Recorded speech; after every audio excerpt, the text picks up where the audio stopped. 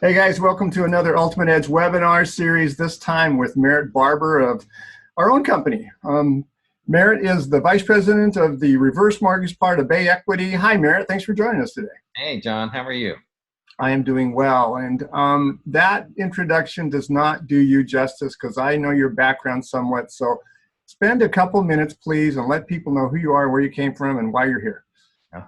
Okay, well, I've been involved in the mortgage business for about 25 years.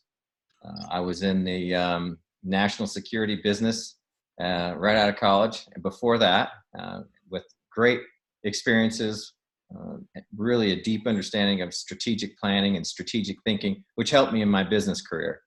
I built and grew with my business partner a significant mortgage banking operation in Southern California with offices in most of the states. It was a traditional retail, wholesale mortgage banking. We were one of the largest sellers to Countrywide in California. And it was in the latter stages of that cycle, 2006 and 7, when I started to kind of feel pretty strange about the market and looking for mortgage products that might not kill me and destroy the company, and that were also efficacious to the client. And that's when somebody from Wall Street came and talked to me about reverse mortgages.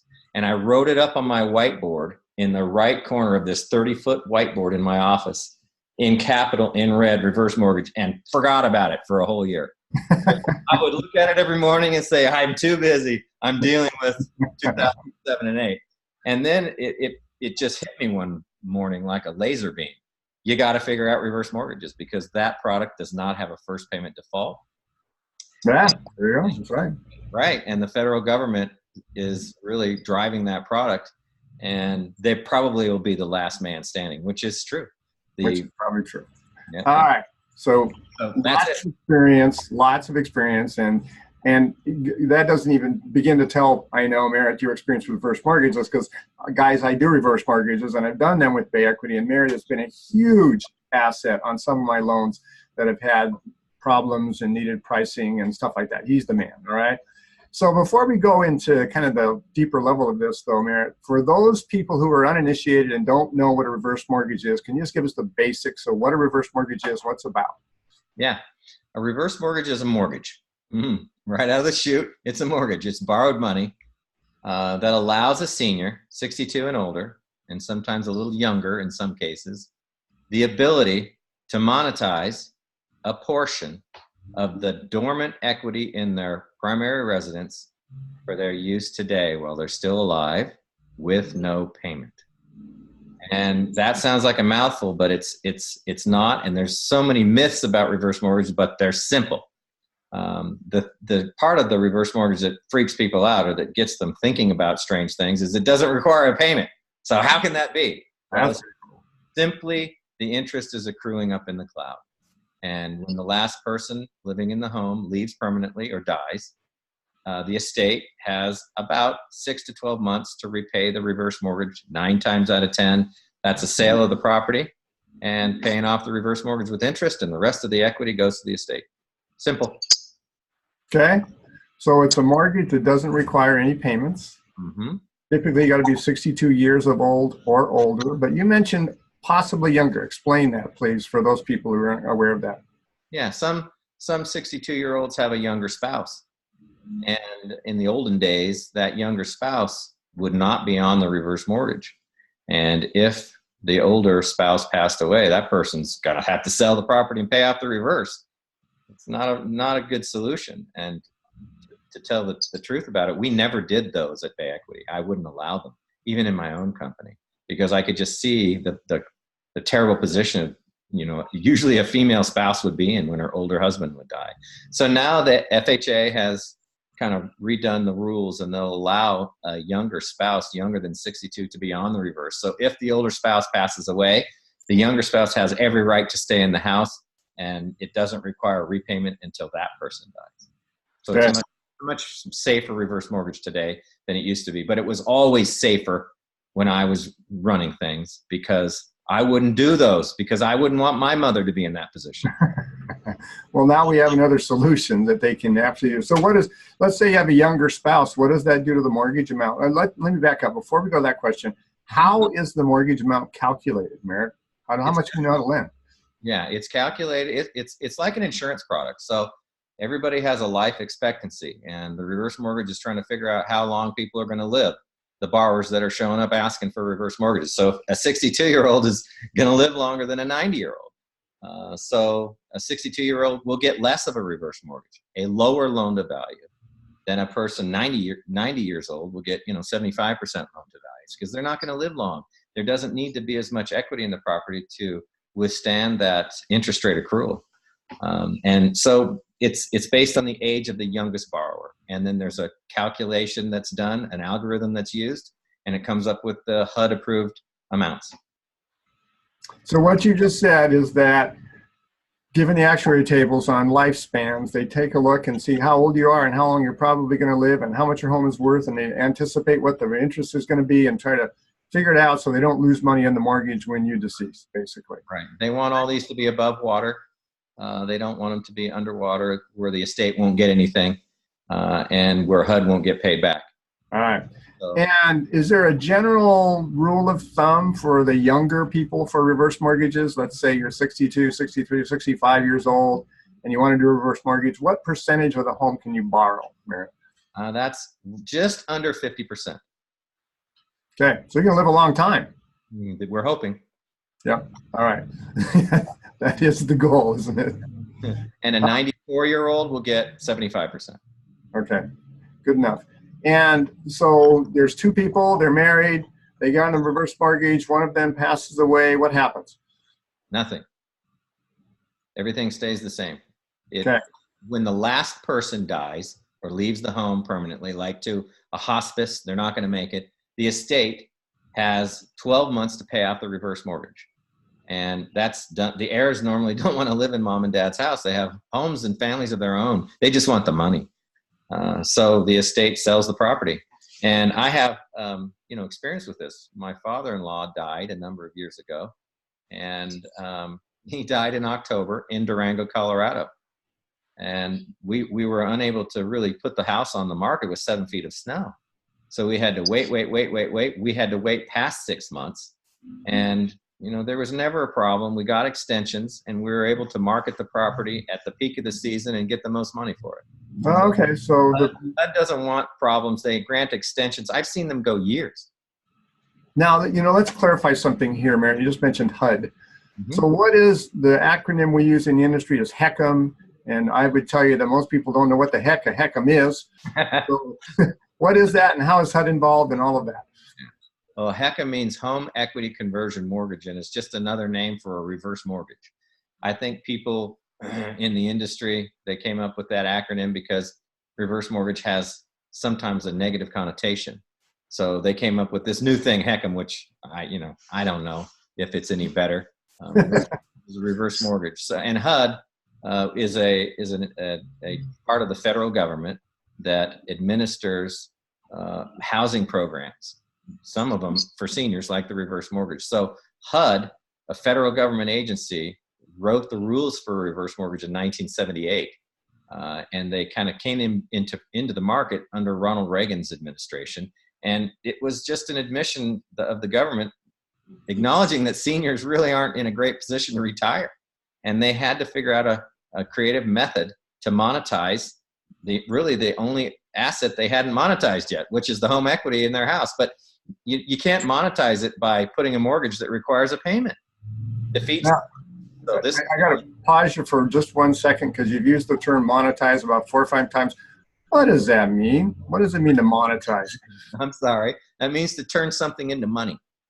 So if you have a VW Bug all rebuilt from 1966, and it's beautiful powder puff yellow, and it has a monetary value. You go on a Craigslist, somebody comes in and writes you or gives you cash for 10 grand. You've just monetized your VW Bug. Very good. And you can monetize your home equity in a number of ways. Okay, so HUD steps in and they insure this mortgage. Is that what's going on? They provide the insurance for this mortgage in case the loan is upside down and there's a loss. That means the reverse mortgage balance is higher than the value of the property. That loss does not go back to the estate. It's a funny word called wend its way back to the estate. Nope. HUD eats that loss, and the insurance that they purchase and that the borrower purchased too goes to pay for that policies. So this is called, in technical jargon, in reverse mortgage talk, a non-recourse loan. So Okay. there's recourse back to the estate. So it's heads I win, tails HUD loses. Got it. So the house is fallen because real estate values have plummeted. The last surviving person passes away. There's $100,000 more owed on that reverse mortgage than the house is worth. The estate doesn't have any problems? No, nothing wins its way back to the estate. All right, good to know. So one of the questions we get, Merritt, is how expensive reverse mortgages are. Can you speak to that, please? Where's the expense and just how expensive are they? Well, a reverse mortgage, like any other mortgage, has third-party expenses, title, escrow, appraisals, and that is as normal as any other mortgage. The only difference, which increases the price or the cost, is the insurance we were just talking about, the HUD insurance. And if my notes tell me right here, it is 2% upfront that gets kind of put into the mortgage, and then there's a 0.5% that's calculated annually, which as the interest accrues in the cloud, a little bit of that premium accrues in the cloud. Nobody's paying this out of pocket, but these are the premiums that are financed. And that makes it a bit more expensive. But if you're going to get an FHA regular mortgage, you're going to have the same insurance. So compared to an FHA forward mortgage, it's no more expensive. Okay, it's slightly different, Merritt, forward mortgages, but your point is well taken. They're both insured by FHA, and there's certainly a cost to them. Exactly. Mm-hmm. Okay. Let's move this forward to the myths about reverse mortgage. You and I kicked this around a little bit. So one of the myths that you already debunked is when they die, the government comes and seizes the home and takes the assets of the heirs and all that stuff. Not true, right? Not true. Okay. They can sell the house because that's the only collateral they have for the mortgage. We get that. What other myths have you heard? Well, it's just a sneaky way for the bank or the government to steal my home. No. They're going to throw your spouse out of the house when you die. They're going to steal your equity. I've heard them all. And normally kind of the genesis of these urban myths is there's no payment. So people fantasize. They start making up things in their head to justify no payment. Well, if I'm not going to make a payment, they're just going to take my equity. They just make things up. And this any kind of mortgage is a contract, and it's a contract designed right here in the United States, adjudicated in the American court system, which is the most friendly to the plaintiff. And, it's not a communist Chinese mortgage. The government's not going to come steal your house. That's not the way these things are designed. And if they did, they'd have lawsuits everywhere. This is a normal mortgage. The only wrinkle is the payments and the interest accrue up in the cloud. And everybody knows what up in the cloud means, I hope. Maybe you can explain that, but cyberspace, they're accruing in spreadsheets at the investor, the interest that's accruing. And when the last person dies, the house is paid off, the house is sold, the mortgage is paid off with interest, and everybody goes their merry way. All right, so let me just say what I think Merritt said here, just one way of looking at this. So up in the cloud, the lender's going to keep track of the interest that accrues on a monthly and annual basis on this loan. It accrues over time. There's no payments. So eventually the interest has to be paid.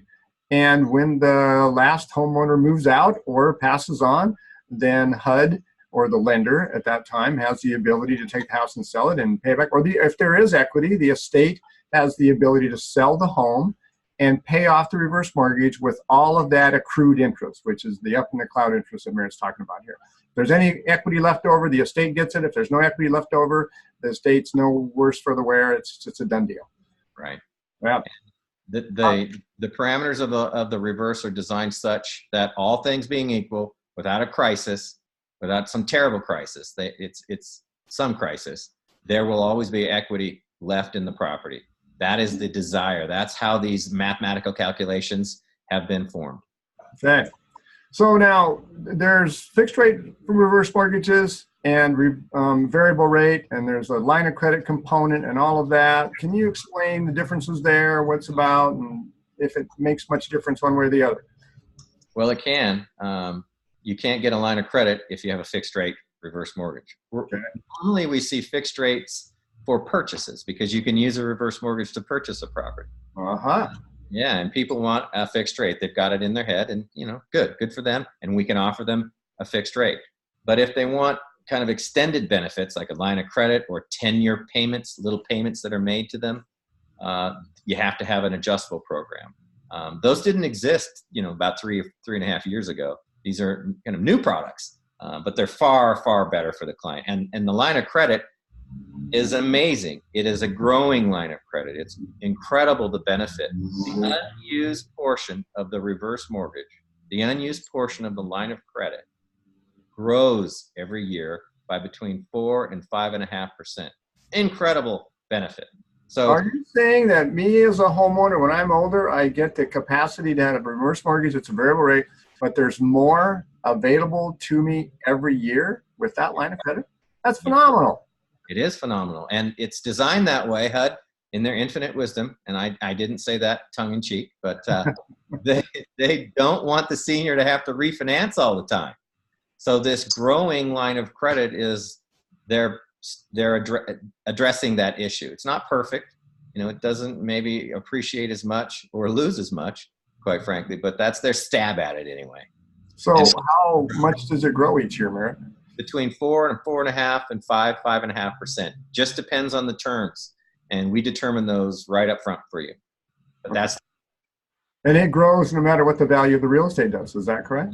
No matter what the real estate does, that unused portion of the line of credit grows by that amount. And we have people that take out line of credit and don't take any. It's just a safety blanket. They just have it there just in case. Because what's the old saying? If you need it and don't have it is worse than having it and not needing it, right? So people are monetizing and just putting it up on the shelf and break it, open it just in case in the emergency hits.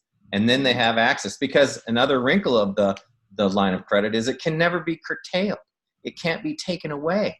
Remember, in 2007 when my $300,000 home equity line of credit that I didn't use, right? Fargo sent me a note in the mail and said, Mr. Barber, we think the value of your home's fallen, and that home equity line of credit just went away. I'm sure a lot of our listeners have. Yeah. It did for me. Reverse mortgage, that can't happen. All right. Let me check. Guys, I want to let you know who are on the webinar right now live. There's a Q&A portion of chat down below. Just click on chat or click on Q&A, either one, and type in any questions that you might have, and then I can ask Merritt those questions at the end of this or as we go along. Okay, Merritt, so what about you're a snowbird? You're living in the home, you maybe a couple, maybe one of you, whatever the situation might be. Can you leave the home? Can you move out for a while? And how long can you stay out of the home? Well, it's typical owner occupancy requirements of a forward transaction. So it's 6 months and a day. You've got to be the primary resident. You got to own it. It's not for second homes. But you have the right to go visit the kids for 3, 4, 5 months. It's no big deal. Nobody cares about that. HUD wants it to be owner occupied for obvious reasons. Owners take care of their collateral better than renters. And I know a lot of great renters that doesn't apply to, right? But on average, the analysis that they've done says that they want it to be owner occupied. So owner occupied primary residence, all those rules apply. All right, very good. I got a chat box here, Merritt. Let me just check it out and see what it says. Restate the line of credit portion of the reverse. Talk about that again. You got a line of credit. It's growing. Explain that one more time, please. How does that work, and how is it available to you, and all around that, please, Merritt? Well, one of the options for the structure of a HECM, home equity conversion mortgage, is to have it take your benefits as a line of credit instead of taking cash. They don't take the cash. They have a $100,000 line of credit, and it's sitting there just like any other line of credit, where you can have a checkbook, you have a phone number you can call so that you can get checks written for you. It's very convenient. And that unused portion, let's say it's a $100,000 line of credit and they've used 50, and there's 50 that's unused. That $50,000 unused is growing. Its balance is growing. Its available line of credit is growing every year. So it's $55,000 the next year, or 52.50 or 54, whatever the calculation is. That goes up every year. So, and it's an adjustable rate. It's a 1-year LIBOR that it's tied to. You can't get a fixed rate HECM and a line of credit. It has to be an adjustable. And I want to say that 95% of all HECM transactions nationally are the LIBOR adjustable rate program, just because the client gets more. All right. And Merritt, for those who don't know what LIBOR is, can you explain that, please? It's an adjustable rate indices London interbank offering rate, and it's probably the most widely adjustable indices used, and it's a 1 year, so it's less volatile than a 3-month or a 1 month. And then there's a margin that's attached to it, and that's the effective rate. So let's say LIBOR is 2%, and the margin's 2%. You add those together, and you get the effective mortgage rate. Okay. And there's caps on the LIBOR program. 2-point cap per adjustment, and it has a 5-point lifetime cap. So it can't go to 22%, and it can't adjust more than 2% in 1 year period. And then it's capped at a 5% lifetime cap. So you have some safeguards in there. But HUD institutionalized that a few years ago, and it's probably to protect them. All right. I got a couple of questions that came in, Merritt. We're going to move to the jumbo. I want to talk about the jumbo product as soon as we answer these questions. Yeah. And then we're going to do strategies, my favorite thing about our discussions. So one of our attendees wants to know, with untapped line of credit, is interest still accruing? So you have the line of credit, you haven't used that portion of the line of credit. Is interest accruing? On a HECM, it does. And on a jumbo, it doesn't quite yet. And most jumbos are fixed rate jumbos, and you cannot get a line of credit. You only get a lump sum of cash. Now, California, that's different. California, the investors have a different analysis of California. You can get a line of credit in California, but most other states, you cannot. All the other states, you can't get a line of credit. It's only a fixed rate lump sum of cash on the jumbo program. Okay. So that's why it's accruing. Right. Now explain, though, on the HECM with a line of credit, interest is accruing on what's been borrowed, but not what has been not used yet. Correct? So for instance, they get a $100,000 line of credit, and they decide to pay off their minivan, $10,000. They have $90,000 untapped in their line of credit. It's growing. That available balance is growing every year, so that they can have access to 92, 5 next year, 94, whatever the interest rate calculation is. But the interest that's being charged on the HECM is only applied to the amount that they've borrowed so far. Correct. All right. Very good for clarification. Nancy, I'm going to delay your question because we're going to get into strategies, and one of them is buying a home, and she wants to know how you buy a home with reverse mortgage. Good. Before we go there, Merritt, tell us about the jumbo product. What's different and what's it used for, and all of that, please. Well, the jumbo product primarily is it allows the financing of a much more valuable piece of property with a higher value, higher price. So a HECM in Hawaii, the maximum value considered to run the numbers is about $780,000.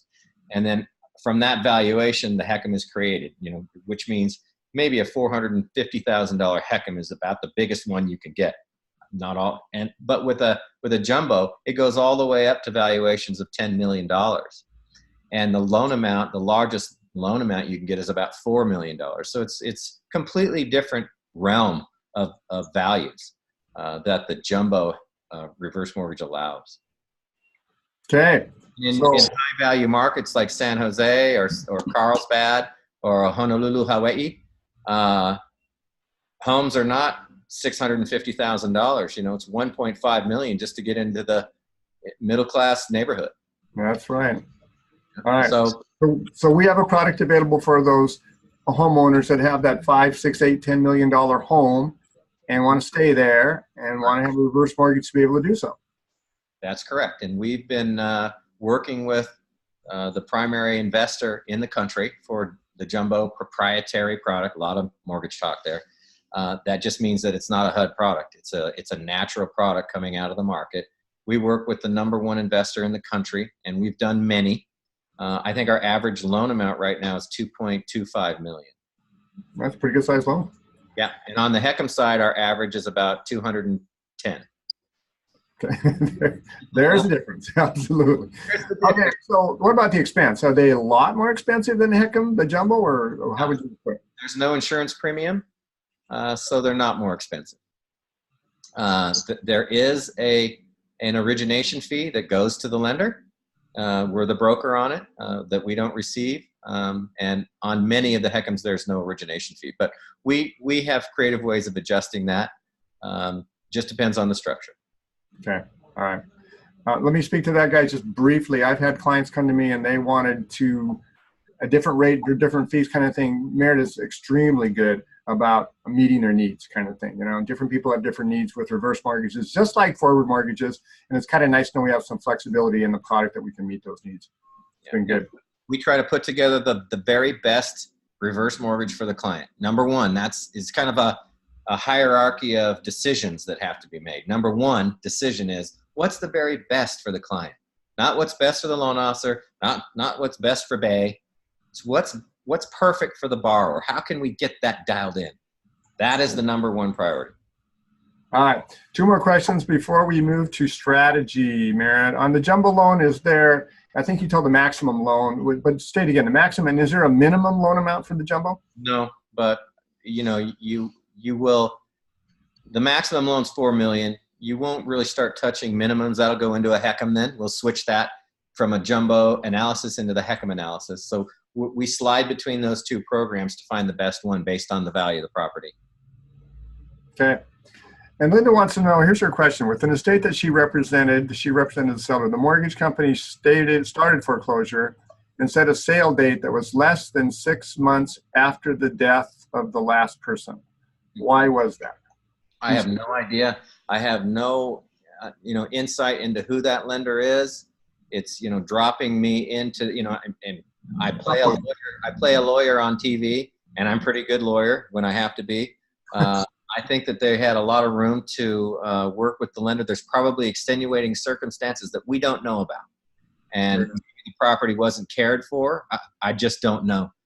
The only way that I could really accurately talk about that is to have been involved in it. Yeah, fair enough, Merritt. All right, let's move to strategy. So okay. There were 3 strategies. You and I talked about them prior to the call, if you remember what they are. Why would somebody want a reverse mortgage? Strategically speaking, how are they benefit somebody as a financial tool? Okay. Well, I think the number one reason is to reposition existing debt that's requiring more payments, credit cards, cars, and existing mortgage. I would say 85% of all, or 80% now of all, borrowers show up with debt. And this reverse mortgage is a tool to reposition the debt and not have a mortgage payment or any other payment on that debt anymore. So it increases their cash flow. Okay, so reposition debt means use the reverse mortgage to pay off other non-real estate related debt like the car and the boat, or the credit card. You can also pay off an existing mortgage. And the mortgage, exactly, right. We have existing mortgages, and if the equity is there, we pay off. The most common thing that we pay off is a mortgage. And so from a financial perspective, that might lower the portfolio withdrawal risk. If they can reposition debt and increase their cash flow, maybe the senior won't tap into their portfolio, which comes with huge financial obligations if they do it. Sometimes they're deferred taxes and the federal government takes a big, huge bite. So that maybe that will help them do that. And I'm not a financial planner. I'm not giving financial advice. And we should always advise our senior clients to get good quality financial advice. Absolutely. Another one kind of dovetails into it. We call a portfolio shock absorber. So they can use a line of credit to help offset maybe some losses their portfolio is taking if there's a perturbation event like we've seen in the market. Another one is, to right size. A lot of seniors, they have a 4 bedroom home with 3.5 baths, and they don't want to, have to go into debt to buy something else. And a reverse for purchase, HECM for purchase, allows them to use a reverse mortgage to buy a home that's the right size for them, it's not full of deferred maintenance. The property taxes might be different. It might be in a senior community, whatever. And it allows them to right size and maybe reduce some of their expenses. Let's see. The last one is this one's interesting from a financial perspective, is to delay taking Social Security. So we know that if you take Social Security at 62 or you take Social Security at 70, you get different amounts, right? You get a lot more. It's called grossing it up. I think that's the term for it. And the reverse mortgage line of credit might help you cover some expenses while you defer taking Social Security so you can gross it up. So those are some strategies. It makes sense. So, delaying Social Security so you can get more income, changing your cash flow situation, as Mayor was talking about. You remove the mortgage payment from your cash flow, which allows you to live a lot better and maybe do things you couldn't do, and change your financial picture and strategy. Now, let's speak to the purchase again. What's the mechanics of using a reverse mortgage to buy a home? Is it different than a regular mortgage or what? No, it's the structures of them are different, but you're using proceeds from a mortgage to help you buy a property. The difference is on a traditional forward mortgage, you have a payment. With a reverse mortgage, you don't. Let's just assume it's a 62-year-old buying a $100,000 house, just to keep it real simple. And we know, based on our previous discussion, that a 62-year-old can get a reverse at about 50% loan to value. So you have a $100,000 house. Your reverse mortgage will cover $50,000 of that purchase, and then you bring in the $50,000 in cash to close. So there's your reverse for purchase. So it allows the senior to keep half of her money or his money and still buy the house with no payment, as if they paid all the money. So it's cash is king, husbanding resources. And the reason seniors pay cash for properties is because they don't want a mortgage payment. Well, if we can show them how to pay half the cash and still not have a mortgage payment, I think that's a big win. Absolutely. All right. I got another question that came in here. Let me see it. Oh, is the money taxed by IRS as income? That's a good question. What are the tax consequences of having a reverse mortgage, Merritt? There are none. Now put your regular forward mortgage hat on for a second. When you refinance your home, and everybody has a PhD in forward mortgage refinancing because everybody's financialized, they've done it 5 times. The debt that you pull out in cash, is the IRS going to tax debt? No, they're going to tax income. Even though they don't define income, we kind of have an idea that they don't define debt as income. And so it's not a taxable event. There you go. And can you write off the interest expense? If you're not paying it out of your pocket, you cannot write it off. You have to have an expense to write it off. So as it's accruing up in the cloud, you're not realizing that accrual until the loan is paid off. Then you can write the interest off. Okay, that's how it works. So your estate gets it as some kind of a tax benefit. Is that correct? Or you get it? Or okay. Or if you were to sell your home in right size, as you're saying, then you'd have an interest expense on the sale. You'd pay off the reverse mortgage. So the next year you would have the tax benefit, I guess, as well, right? We don't give tax advice either. We tell everybody to seek good tax advice. Yep, as we should. Merritt, it's been great. I don't see any more questions that popped in right now. Anything else you want to tell us about reverse mortgages? Anything at all we haven't talked about? Yes, I think that it's important to point out that we have a huge bubble of baby boomers that are retiring, 10,000 a day. And increasingly, since I started fiddling around with reverse mortgages, they're less and less prepared to retire. They've utilized debt a lot. They haven't saved enough.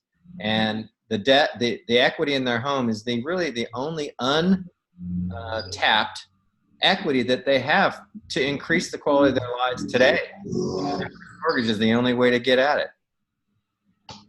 So it's a great tool, and it's increasingly in demand, and it's a wonderful, you can feel good about it. We get letters and cards from seniors that we've helped all over the country, and we've saved their homes. We've increased the quality of their lives because they don't have a $1,200 a month mortgage payment now. And it's beautiful. You don't see that on the forward side. Plus, the demographic, working with seniors, these are wonderful people. And it's great to have a product that we can offer that we can feel great about. Okay, that brings up a really basic question I should have asked at the very beginning. Let's say you have really bad credit because you've been struggling and so on and all that. What does it take to qualify for a reverse mortgage besides just your age? Yeah. There didn't used to be any qualification, but there are now. There's no minimum credit score required, but you can't be ready to go into tax foreclosure on your home. So we look at the credit, and it's very minimum. The bar is low, but you can't be in tax default, and we can't normally rescue the person out of a property tax default like we used to be able to do. So maybe they've been late once or twice. We can still do the reverse mortgage, but there are new financial assessment guidelines that do create a financial review. But compared to a forward mortgage, it's a very low bar. Okay, so what happens if we determine they don't have enough income to pay taxes and insurance? What happens then? Well, we'll use some of the proceeds to set up this thing called a set-aside so that the payments can be made out of this set-aside, which are some of the proceeds of the reverse mortgage. It's just like an impound account, but they fund it up front. Okay.